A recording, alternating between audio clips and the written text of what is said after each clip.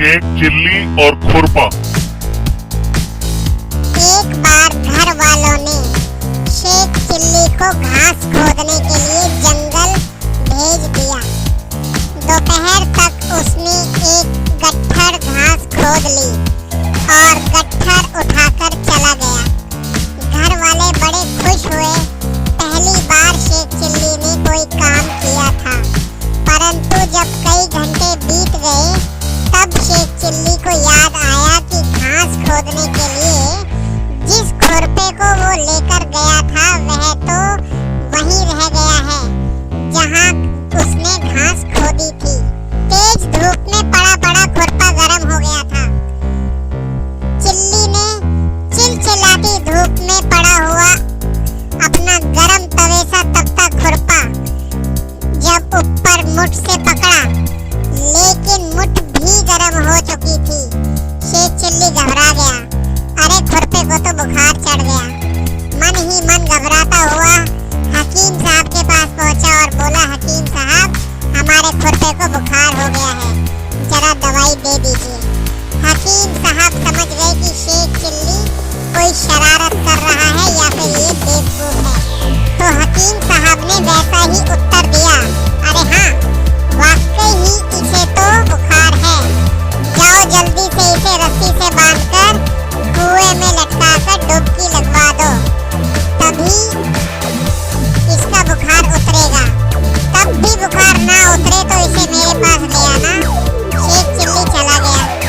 Sheikh chilli ने रस्सी से खुरपा बांधा और उसे कुएं में लटकाकर खूब गोते लगवाए।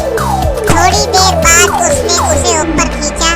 खुरपा ठंडा हो चुका था वाकई। चिल्ली ने हकीम साहब को धन्यवाद दिया। संयोगवश एक दिन हकीम साहब के दूर की एक रिश्तेदार को तेज बुखार हो गया था और वह बूढ़ी उन्हीं से अक्सर दवाई लेने आती थी और वह शेख चिल्ली के पड़ोस में रहती थी। शेख चिल्ली ने देखा कि तेज बुखार से तपती हुई उस 70 वर्ष की बुढ़िया को लोग हकीम साहब के पास ले जाना चाहते हैं। शेख चिल्ली ने सोचा कि इनको बुखार है तो मैं इनको सलाह दे देता हूँ, क्योंकि मुझे पता है कि बुखार को किस तरीके से उतारा जाता है, जैसा कि उसके खुरपे के लिए हकीम साहब ने उसको बताया था। उसने हकीम साहब का बताया हुआ नुस्खा उन्हें बताते हुए कहा कि हकीम साहब जो बताएंगे मैं यही बता देता हूँ। दादी जान को तेज बुखार है, ये गरम खुरपे के जैसी तप रही है। इसका सबसे अच्छा इलाज ये है कि इन्हें किसी कुएं या तालाब में खूब अच्छी तरह डुबकी लगवाओ। बुखार नाम की चीज सदा के लिए दूर हो जाएगी। यह तरकीब मुझे हकीम साहब ने खुद बताई थी। लोगों ने शेख चिल्ली की बात मान ली और बुढ़िया को एक पीछे बैठाकर रस्सियों से बांधकर कुएं में लटका दिया। कुएं के पानी में बुढ़िया को डुबकी लगवाई गई।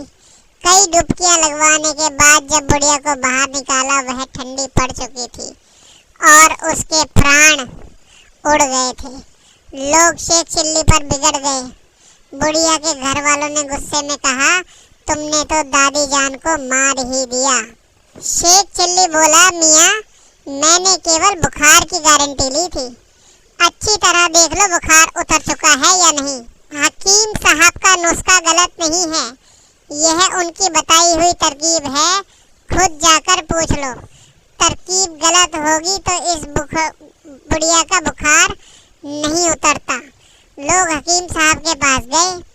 हकीम साहब से पूछा गया तो उन्होंने चिल्ली के खुरपे वाली बात बताते हुए कहा कि उन्होंने गरम खुरपे को ठंडा करने के लिए चिल्ली को तरकीब बताई थी। बुढ़िया को बुखार था, उसे पानी में नहीं डुबाना चाहिए था, वह इंसान थी, खुरपा नहीं।